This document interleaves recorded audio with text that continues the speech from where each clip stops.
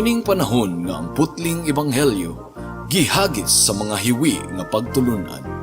Kinahanglan mo barug ang mga tinun-an ni Kristo sa pagpakigbisog sa paglaban sa pagtuo, nga magkausa ug alang sa tanang panahong gihatag sa Dios ngadto sa iyang katawan. Maoy hinungdan nga namugna kining tulumanon ang putling ebanghelyo.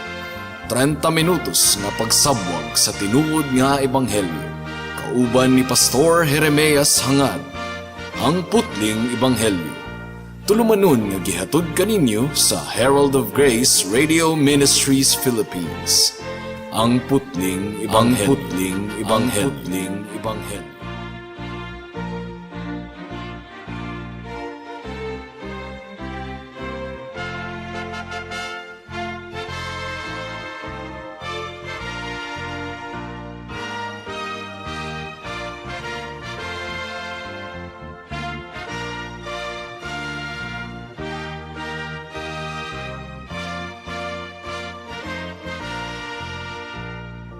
Alang sa pagpamalandong sa pulong sa Ginoo atong pag-aablihon ang Mark chapter 15 verse 27 to 41 apan sa dili pa akong gipaabot ang akong pagpanimaya sa akong 94 years old nga lolo nga si Isabelo Lauri Sr. ug happy birthday sa akong anak nga kamagwangan si Hannah Grace October 22, 2022. ug happy birthday usab sa akong nanay October 24 ika-72 anyos Nanay Kunsing Lauri Hangad.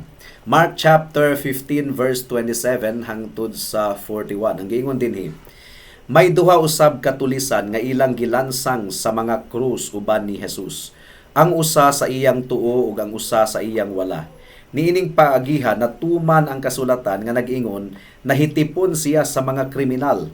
Ang mga tawo nga nang labay nagyango-iyango sa ilang mga ulo ug gibugal-bugalan nila si Jesus. Aha, ikaw di ay kadtong muguba sa templo ug mutukod niini pag-usab sulod sa tulo ka adlaw. Karon kanaog sa krus ug luwasa ang imong kaugalingon.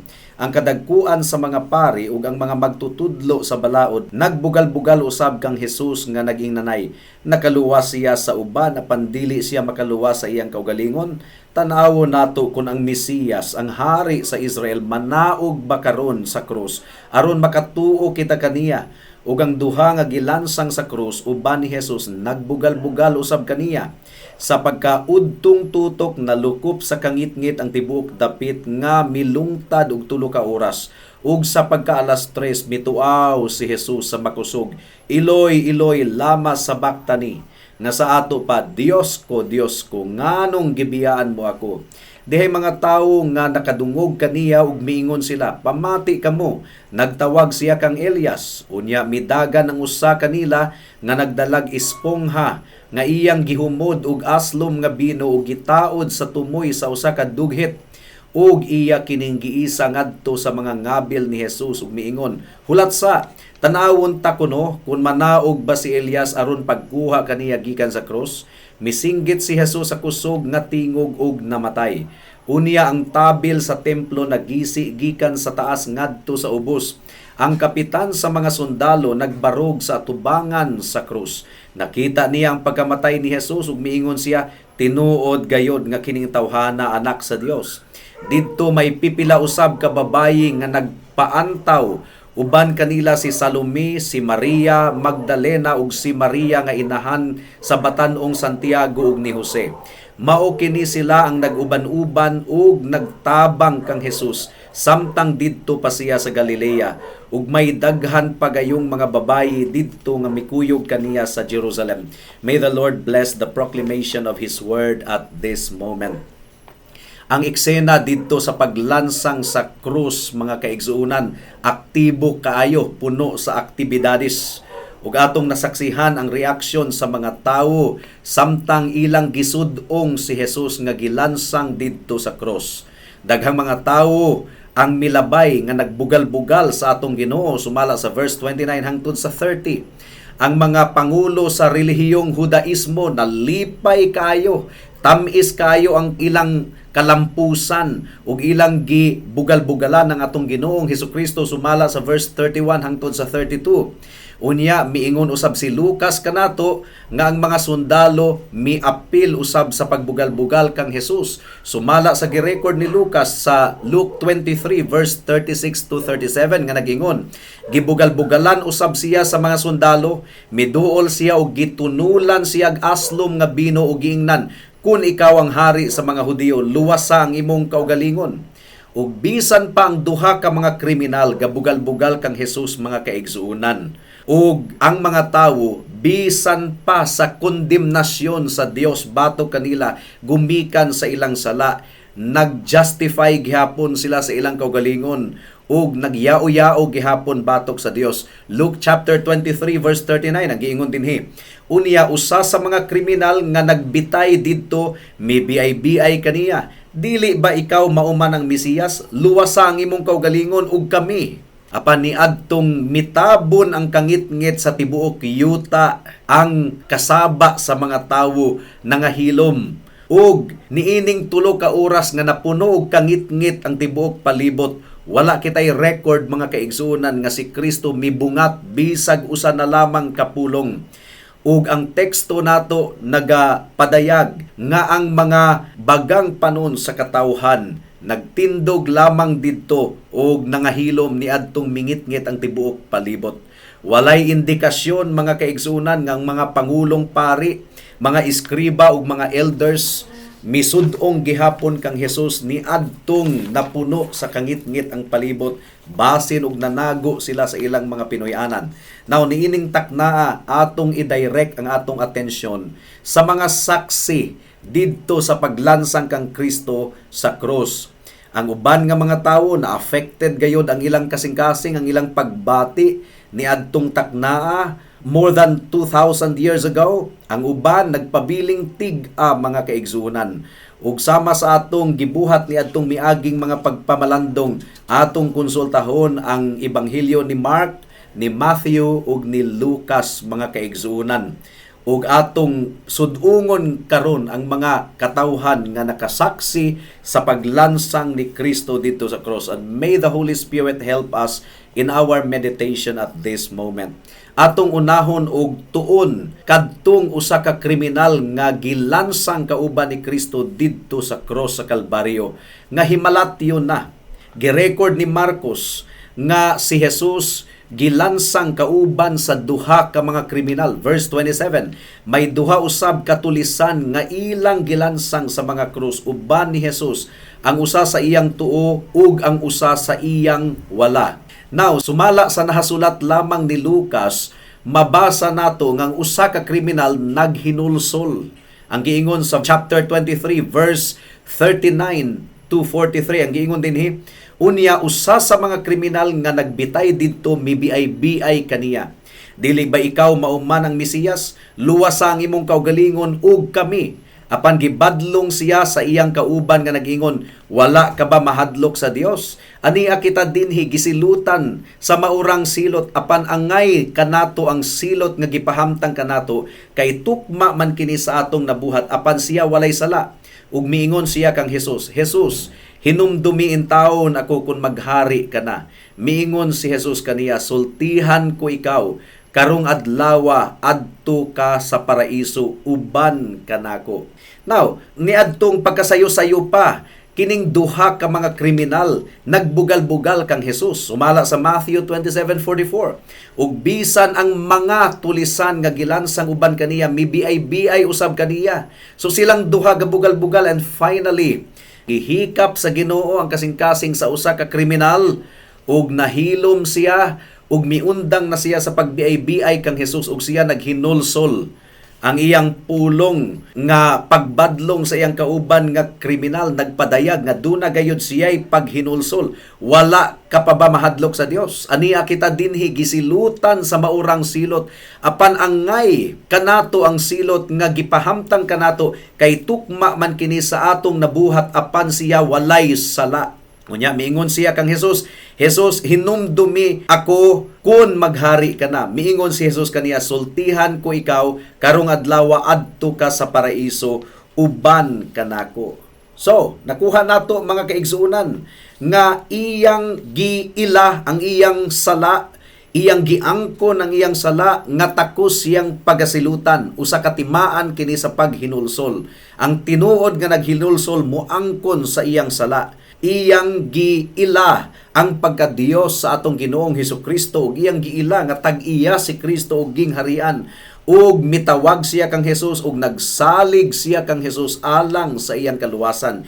Miingon siya, Jesus, remember me when you come in your kingdom. Unya iyang gibadlong ang iyang kauban nga kriminal. Dili na niya maantos pa nga ang iyang kauban nga kriminal magpadayon sa pagbiay-biay kang Hesus. Now, makita nato sa mga pulong ni Hesus nga ang kaluwasan ni adtong kriminala nga naghinulsol tinuod gayod gumikan kay iyang gisaaran kini og paraiso. Miingon si Hesus, truly I say to you, today you shall be with me in paradise. Nganong nausab man ang kasing-kasing uhuna-huna ni adtong tawhana? Nganong nausab ang iyang kalag gikan sa pagkabugal-bugalon kang Hesus walay paghinulsol ngadto sa tinuod nga naghinulsol ug tinuod nga nagila sa pagka-Dios ni Hesus. Ang tubag mga kaigsuunan, grasya lamang gayod ug kaluoy sa Dios nga mihikap sa kasing-kasing ni adtong kriminala. And we can see the surety of our presence with Christ upon death. Nga kung kita tinuod nga naghinulsol, sumala sa gibuhat or sama sa gibuhat ni adtong kriminala, kita usab pagasaaran sa Ginoog paraiso, kauban kaniya sa walay kahangturan. Ikaduha, atong tanawon ang centurion, ang kapitan sa sundalo, mga kaigsuunan. Mark chapter 15 verse 39 ang giingon dinhi. Ang kapitan sa mga sundalo nagbarug sa atubangan sa krus. Nakita niya ang pagkamatay ni Jesus ug miingon siya, tinuod gayod nga kining tawhana anak sa Dios. Ug sumala sa gi-record sa Matthew 27:54, sa diha nga ang opisyal ug ang iyang mga sundalo nga nagbantay kang Jesus nakamatikod sa linog ug sa tanan nga nahitabo nangahadlok sila pag-ayo ug miingon, siya gayod ang anak sa Dios. Sumala sa taho ni Lucas 23:47, ang opisyal sa mga sundalo nakakita sa nahitabo ug gidayig niya ang Dios sa pag-ingon, tinuod gayod nga siya maayong tawo. So, kining centurion mga kaigsunan, kapitan sa sundalo, gibutang siya didto aron gwardyahan ang paglansang sa atong Ginoong Hesukristo. Iyang nasaksihan ang kinaiya ni Jesus na bisan pa og gibugal-bugalan siya sa mga katawhan, wala gayod siya misukol, nagpailob ang atong Ginoong Hesukristo. Sumala sa Isaias kapitulo 53 bersikulo 7. Bisag gidaog-daog siya og gipaantos pag-ayo, nagpakahilom lamang siya sama sa nating karnero nga gidala ngadto sa ihawan, ug sama sa karnero atubangan sa mualot kaniya, wala gayod siya'y timik. Nasaksihan kini sa kapitan sa sundalo mga kaigsunan ang iyang pagkamapainobsanon. Ug na bati usab ni adtong kapitana sa mga kasundaluhan ang pulong ni Jesus nga puno sa pagpasaylo. Lucas 23:34. Unya miingon si Jesus, Amahan, pasaylua sila kay wala sila mahibalo sa ilang gibuhat. Nadunggan usab ni adtong kapitan sa kasundaluhan ang deklarasyon sa atong Ginoo ngadto sa kriminal. Karon mismo uban ka kanako sa akong paraiso. Ug nasaksihan ni adtong kapitan sa kasundaluhan ang kangit-ngit nga mitabon sa tibuok palibot ug ang kusog kaayo nga linog. So, sa tanang pamaagi mga kaigsuunan, gigamit sa Ginoo kining mga butanga isip testimonyo pagpamatuod nga si Kristo anak gayod sa Dios ug mituo ug misalig ang maong kapitan sa kasundaluhan. Iyang gihimaya ang atong Dios ug iyang gikumpisal nga si Kristo tinuod gayod nga anak sa Dios. Girecord ni Lucas nga iyang gihimaya ang Dios ug iyang gi-recognize, giila ang pagkamatarong ni Kristo. Luke chapter 23 verse 47. Ang opisyal sa mga sundalo nakakita sa nahitabo ug gidayig niya ang Dios sa pag-ingon, tinuod gayod nga siya maayong tawo. Ug iyang gisaligan ang testimonyo sa atong Ginoong Hesukristo. Miingon siya, Truly, this was the Son of God. Iyang giila nga si Kristo anak gayud sa Dios. Kadtong kapitan sa sundalo, mga kaigsunan, dili to Hudiyo, hintil kadto. So, niining puntuha ang mga hintil, gidala na ni Jesus ngadto sa kaluwasan, samtang ang mga Hudiyo misalikway kaniya. Ikatulo, daghan pa kaayong mga tawo nga nakasaksi sa paglansang ni Kristo didto sa cross. Ang girecord ni Lucas, mga kaigsuunan, nga naguol gayud sila, na-affected sila. Luke chapter 23 verse 48, ang giingon dinhi, sa dihang nakakita sa nahitabo ang mga tawo nga nagtapok didto aron pagtan-aw, na mauli silang tanan nga nagpamukpok sa ilang dughan sa kasubo, beating their breasts. Ilhanan, mga kaigsuunan, nga sila nasubo gayud sa nahitabo. Gumikan kay apil sila sa nagsinggit-singgit nga ilansang si Kristo didto sa cross. Apil sila nga nagsinggit-singgit sa bagang mga katawhan nga ilansang si Kristo, ug apil sila nga mipili kang Barabas nga usa ka tulisan nga buhian imbes nga si Kristo ang buhian. Ang ilang kaguol ba gumikan kay nakaamgo na sila nga si Kristo inosente, walay sala, unya ilang gipapatay. Gitulisok ba sila sa ilang konsensya? Gumikan kay apil sila nga nagbugal-bugal kang Jesus? Gitulisok ba sila sa kahadlok, mga kaigsuunan? Gumikan kay nasaksihan nila ang gahom ni Kristo? Kinsa ang makapugong sa paghukom ni Kristo? Miadto sila sa Kalbaryo aron pagtan-aw sa nahitabo kang Kristo. Lipay kaayo ang mga katawhan samtang gilansang si Kristo didto sa cross, karon na mauli sila didto sa Jerusalem nga nagpamukpok sa ilang dughan sa kasubo. Now, adunay pipila nga namauli nga murag wala ray nahitabo, nagpabiling tig-ang ilang kasing-kasing. Bisan pa og wala sila nakabig, mga kaigsunan, nasayod sila nga duna gayoy seryoso nga nahitabo.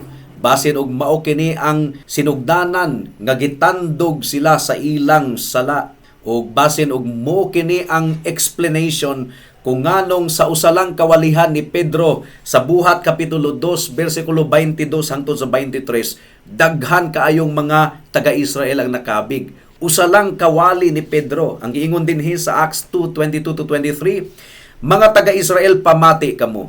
Si Jesus nga Nazaret noon, usa ka tawo kansang Dios nung autoridad, tin-aw nga gipadayag sa Dios diha kaninyo. Pinaagi sa mga milagro ug sa mga katingalahang butang ug sa mga ilhanan nga gibuhat sa Dios, pinaagi kaniya. Kamu mismo nasayod niini kay dinhi man kini nahitabo. Ang Dios sumala sa kaugalingon niyang laraw ug pagbuot, mitugyan kang Jesus nganha kaninyo. Gipatay ninyo siya, pinaagi sa pagtugyan ninyo kaniya ngadto sa mga makasasala nga maoy milansang kaniya sa krus. Ug sa verse 37 sa Acts chapter 2, sa pagkadungog niini sa mga tawo, daw gikumot ang ilang kasing-kasing ug giingnan nila si Pedro ug ang ubang mga apostoles, mga igsuon unsa may among buhaton. So mo kini ang explanation posible, mga kaigsuunan, sa 3,000 ka mga kalag nga nakabig ni adtong adlaw sa Pentecostes. Acts chapter 2 verse 41. Daghan kanila ang mituo sa iyang mensahe ug nagpabunyag, mga 3,000 ka tawo nga nahidugang sa pundok sa mga magtutuo ni adtong adlaw. Busa dili nato kaminusan ug kadudahan ang gahom sa cross sa atong Ginoong Hesukristo, ang gahom sa iyang kamatayon didto sa cross. Ikaupat, masaksihan nato ang mga kababaihan. Mark chapter 15 verse 40 hangtod sa 41. Ang gingon dinhi, didto may pipila usab ka babayi nga nagpaantaw. Uban kanila si Salome, si Maria Magdalena ug si Maria nga inahan sa batan-ong Santiago ug ni Jose. Mao kini sila ang nag-uban-uban ug nagtabang kang Jesus samtang didto pa siya sa Galilea. Ug may daghan pagayong mga babayi didto nga mikuyog kaniya sa Jerusalem.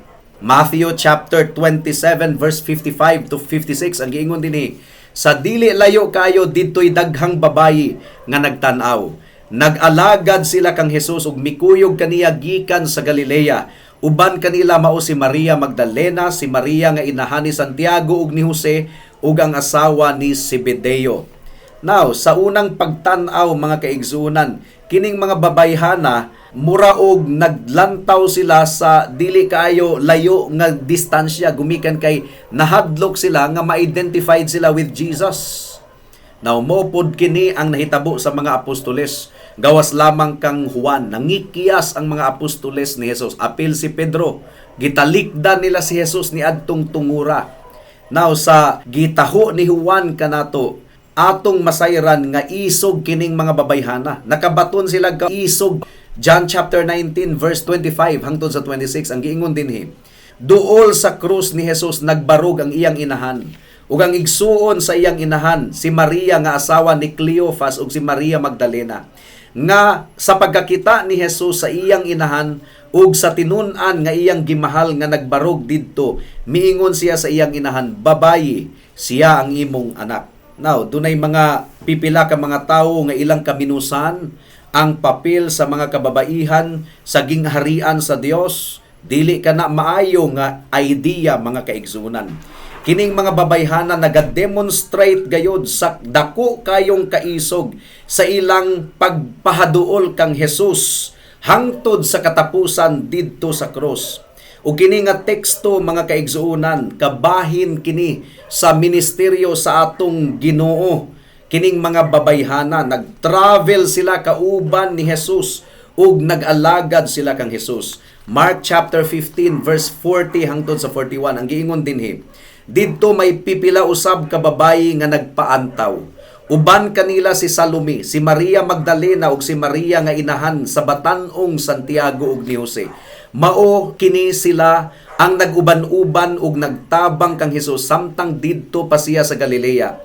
Ug may daghan pa gayong mga babayi didto nga mikuyog kaniya sa Jerusalem. Now, dili nato kalimtan mga kaigsuunan nga mga babae ang nagserbisyo kang Hesus bisan pa human sa iyang kamatayon ug pagkabanhaw. Mark chapter 15 verse 47 hangtod sa chapter 16 verse 1. Si Maria Magdalena ug si Maria nga inahan ni Jose nagtan-aw diin nila ilubong si Jesus sa paglabay sa adlawng igpapahulay. Si Maria Magdalena, si Maria nga inahan ni Santiago ug si Salome namalit ug mga pahumot aron idihog sa lawas ni Jesus. So kining mga babayhana ila gayong gipakita ang ilang paghigugma sa atong Ginoong Hesukristo pinaagi sa pag-alagad kaniya. Ang tinuod nga gugma mga kaigsuunan nagtangtang sa tanang kahadlok. And they were among the chief witnesses to what took place at Calvary. Now, ikalima nga saksi, si Jose nga taga Arimatea. Sa pagkamatay sa atong Ginoong Hesukristo, kinsa may mulubong niya. Ang mga disciples ni Jesus, mikaratil og dagan. Si Juan nga apostoles, iyang gidala ang inahan ni Jesus nga si Maria sa iyang pinoy-anan. O bisan pag mibalik siya kadali, pero wala gayon siya oras, aron ilubong si Jesus sa insakto nga paglubong. Now, kining si Jose nga taga Arimatea, siya ang mibarog aron sa paglubong ni Jesus. Mark chapter 15 verse 43. Miabot si Jose nga taga Arimatea, usa ka tinamod nga sakop sa labawng hukmanan ug nagpaabot usab sa paghari sa Dios. Gipangahasa ni Jose ang pag-atubang kang Pilato aron pangayuon ang patayng lawas ni Jesus. Kini si Jose dato kaayo ug duna siya'y lubnganan nga gipanag-iya. Usa kini ka prominente nga miyembro sa Sanhedrin ang Korte Suprema sa mga Hudiyo. Luke chapter 23 verse 50 hangtod sa 51. May tawo nga ginganlag Jose nga taga Arimatea nga usa ka lungsod sa mga Hudiyo. Maayo ug ligdong siya nga pagkatawo ug nagpaabot sa paghari sa Dios. Ug bisan tuod sakop siya sa labawng hukmanan sa mga Hudiyo. Wala siya muuyon sa ilang hukom ug sa ilang gibuhat. Now, niadtong una, sikreto lamang siya nga sumusunod kang Jesus. John chapter 19 verse 38. Human ini si Jose nga taga Arimatea mihangyo kang Pilato nga kuhaon niya ang lawas ni Jesus. Si Jose usa ka sumusunod ni Jesus apan sa tago lamang kay nahadlok man siya sa mga kadagkuan sa mga Hudiyo. Gitugutan siya ni Pilato busa miadto si Jose ug gikuha niya ang lawas ni Jesus. Now, mausab kini ang kaso ni Nicodemus. 19, Book of John, verse 39 hangtod sa 40. Ug si Nicodemo ang nakikita kang Jesus, usa ni ana kagabi, mikuyog kaniya dala ang sinagol nga herba, nga mira ug sabila, nga ang gidaghanon mukabat og mga 50 ka kilo. Unya gikuha nilang duha ang lawas ni Jesus ug ilang giputos og panapton nga lino uban sa mga hirba, kay mauman kini ang nabatasan sa mga Hudiyo sa pag-andam sa minatay alang sa paglubong. Karon si Jose nga taga Arimatea kauban ni Nicodemo, ila gayong gipakita ang ilang kaisog. Gisupak nila ang Sanhedrin ug karon mibarog sila ingon nga disipulo ni Kristo. Posible nga kini si Joseph of Arimatea papahawaon or i-impeach gikan sa Supreme Court, mga kaigsuonan. Pero wala na niya kadto tagda. Ang giingon sa Matthew chapter 10 verse 33, apan ang dili mo angkon nga siya ako dili ko usab ang kunon atubangan sa akong amahan didto sa langit. Ug ang katapusan, ang mga pangulong pari ug mga pariseyo, mga kaigsuonan, ang ilang pagkadili matinuohon, ang ilang pagsalikway kang Jesus, nagpadayon sa pagkondenar kanila. Nahadlok sila nga mawagtangan sila sa ilang posisyon. Nahadlok sila nga mawagtangan sila sa ilang impluwensya. Ug ila gayod nga gipugos si Pilato nga ilansang si Kristo didto sa cross. Ilang gipugos si Pilato nga pabuhian ang kriminal. Ug ila gayod nga gihangyo si Pilato nga pagwardyahan ang lubnganan ni Jesus. Matthew chapter 27 verse 62 to 64. Pagkasunod adlaw, nga mao ang adlaw ng igpapahulay, ang kadagkuan sa mga pari ug ang mga Pariseo nakikita kang Pilato. Miingon sila, "Sir, nahinumdom kami nga sa buhi pagkatong bakakon." Miingon siya, "Mabanhaw ako sa ikatulo ka adlaw. Busa pabantayi pag-ayo ang lubong hangtod sa ikatulo ka adlaw, aron dili makawat sa iyang mga tinun-an ang iyang lawas ug manugilon nga nabanhaw siya. Kining ulahing bakak mahimo unyang mas dautan kaysa unang bakak." So, wala lang gyud sila makaamgo nga sila di ay nag-provide og testimonyo, mga saksi sa pagkabanhaw ni Kristo. Kay kadtong mga sundaluha nga daghan kaayo, silang tanan nakasaksi gayod sa pagkabanhaw ni Jesus. So, kadtong mga Pariseo nga dili matinuohon, ila di ay giprovidean og saksi ang pagkabanhaw ni Jesus. Wala lang gyud sila makaamgo. Grabe kayo ang kadautan sa kasing-kasing sa tao. Nga bisan pa sa klaro kaayo nga ebidensya, tataw nga ebidensya, nagpabiling gahi gayod ang ilang kasing-kasing. Mao kini description sa majority sa mga tao dinhi sa kalibutan. Ang grasya lamang gayod sa Dios ang makapabag-o sa kasing-kasing ug hunahuna sa tao. Now, doon na lamay duha ka mga tao dinhi sa kalibutan. Adunay mga tao nga magpadayon sa ilang kagahi katig-a, magpadayon sa ilang sala, ug magpadayon nga gidumalaan sa ilang unod, ug wala gayoy luna si Jesus sa ilang dughan, sa ilang kalag. Pero adunay mga tao sama ni adtong usa ka kriminal dito sa cross nga naghinulsol. Adunay mga tao sama sa pangulo, kapitan sa sundalo nga mituo kang Jesus ug mihimaya kang Jesus ug miila kaniya ingon nga anak sa Dios. Adunay mga sama ni adtong babayi nga wala nila balibaliha ang kahadlok ug sila maisugon gayod nga mipaduol kang Jesus didto sa cross. Ug adunay sama kang Jose nga taga Arimatea ug kang Nicodemo nga ilang gisugal ang ilang posisyon ug ang ilang kadungganan aron lamang ang kuno nila ang atong Ginoong Hesukristo. Asa ka nga grupo nahasakop igsuon ug higala. Asa ka nahasakop? Nahasakop ka ba sa grupo sa mga gahi kayo nga mga Pariseo ug Saduceo ug Sanhedrin? Or nahasakop ka ba sa mga grupo sa mga tawo nga naghinulsol ug miila nga si Kristo ang Dios ug bugtong manluluwas sa mga makasasala nga susama nimo ug susama kanako? Magpili ka higala. Kung ako, ikaw, akong pilion si Jesus. Gumikan kay ang kinabuhi nato niining kalibutan na hamubo ra gayud kaayo.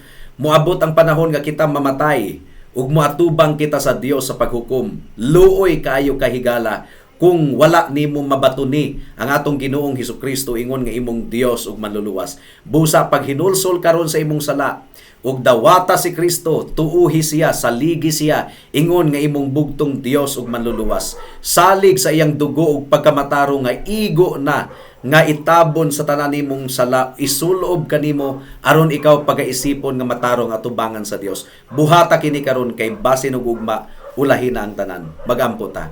Salamat o Dios sa mensahe nimo niining taknaa, among gipangayo ang bunga niini.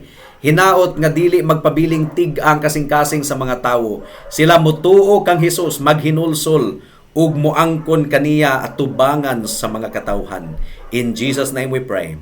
Amen. Alang sa dugang nga mga pangutana, mahimong mo text kang Pastor Jeremias Hangad sa 0935 744 3030.